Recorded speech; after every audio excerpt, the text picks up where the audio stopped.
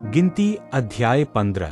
फिर यहोवा ने मूसा से कहा, इस्राएलियों से कह कि जब तुम अपने निवास के देश में पहुंचो जो मैं तुम्हें देता हूं, और यहोवा के लिए क्या होम बलि क्या मेल बलि कोई हव्य चढ़ावो, चाहे वह विशेष मन्नत पूरी करने का हो, चाहे स्वेच्छाबलि का हो, चाहे तुम्हारे नियत समयों में का हो, या वह चाहे गाय बैल चाहे भेड़ बकरियों में का हो, जिससे यहोवा के लिए सुखदायक सुगंध हो, तब उस होमबलि व मेलबलि के संग भेड़ के बच्चे पीछे यहोवा के लिए चौथाई हिन तेल से सना हुआ एपा का 10वां अंश मैदा अन्नबलि करके चढ़ाना, और चौथाई हिन दाखमधु अर्घ करके देना, और मेढ़े पीछे तिहाई हिन तेल से सना हुआ एपा का 2/10वां अंश मैदा अन्नबलि करके चढ़ाना, और उसका अर्घ यहोवा को सुखदायक सुगंध देने वाला तिहाई दिन दाखमधु देना। और जब तू यहोवा को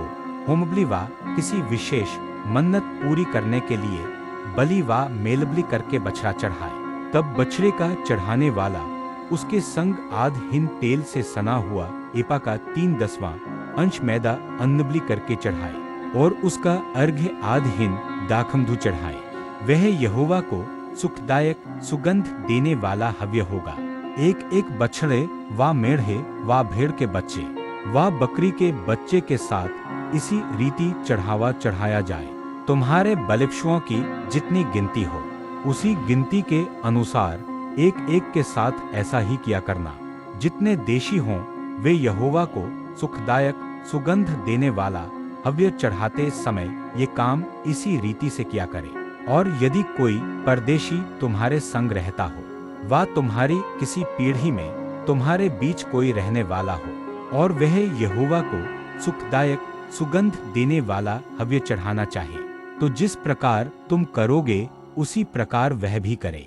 मंडली के लिए अर्थात तुम्हारे और तुम्हारे संग रहने वाले परदेशी दोनों के लिए एक ही विधि हो। तुम्हारी पीढ़ी पीढ़ी में यह सदा की विधि ठहरे कि जैसे तुम हो वैसे ही परदेशी भी यहोवा के लिए ठहरता है। तुम्हारे और तुम्हारे संग रहने वाले परदेशियों के लिए एक ही व्यवस्था और एक ही नियम है। फिर यहोवा ने मूसा से कहा, इस्राएलियों को मेरा यह वचन सुना कि जब तुम उस देश में पहुंचो जहां मैं तुमको लिए जाता हूं, और उस देश की उपज का अन्न खाओ, तब यहोवा के लिए उठाई हुई भेंट चढ़ाया करो। अपने पहले गूंधे हुए आटे की एक पपड़ी उठाई हुई भेंट करके यहोवा के लिए चढ़ाना। जैसे तुम खलिहान में से उठाई हुई भेंट चढ़ाओगे वैसे ही उसको भी उठाया करना। अपनी पीढ़ी पीढ़ी में अपने पहले गूंधे हुए आटे में से यहोवा को उठाई हुई भेंट दिया करना।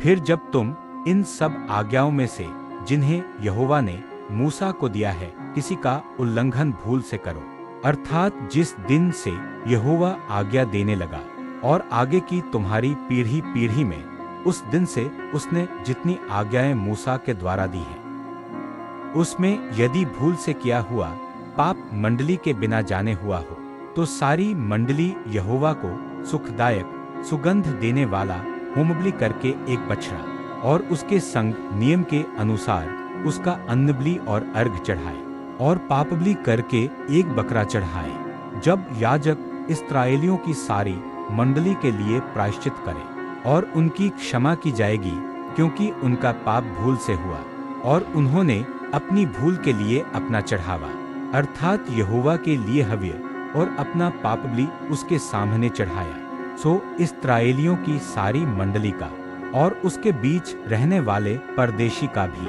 वह पाप क्षमा किया जाएगा, क्योंकि वह सब लोगों के अनजान में हुआ। फिर यदि कोई प्राणी भूल से पाप करे, तो वह 1 वर्ष की एक बकरी पापबलि करके चढ़ाए, और याजक भूल से पाप करने वाले प्राणी के लिए यहोवा के सामने प्रायश्चित करे, सो इस प्रायश्चित के कारण उसका वह पाप क्षमा किया जाएगा। जो कोई भूल से कुछ करे, चाहे वह परदेशी होकर रहता हो, सबके लिए तुम्हारी एक ही व्यवस्था हो।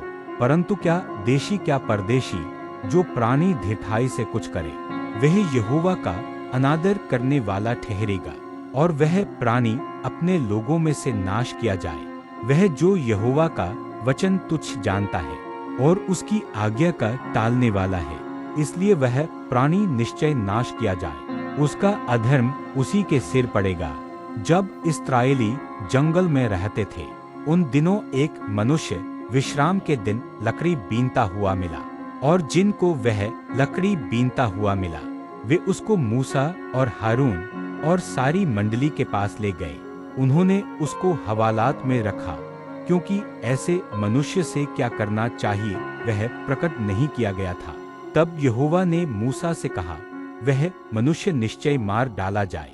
सारी मंडली के लोग छावनी के बाहर उस पर पत्थरवाह करें।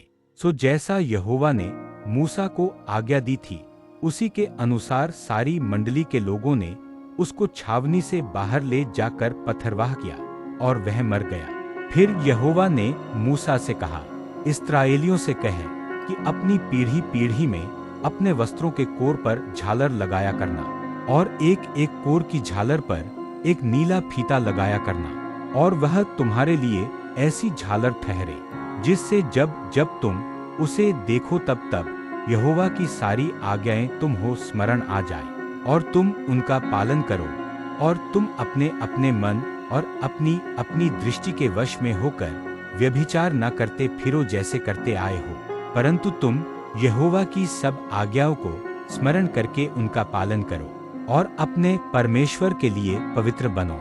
मैं यहोवा तुम्हारा परमेश्वर हूँ, जो तुम्हें मिस्र देश से निकाल ले आया कि तुम्हारा परमेश्वर ठहरूं। मैं तुम्हारा परमेश्वर यहोवा हूँ।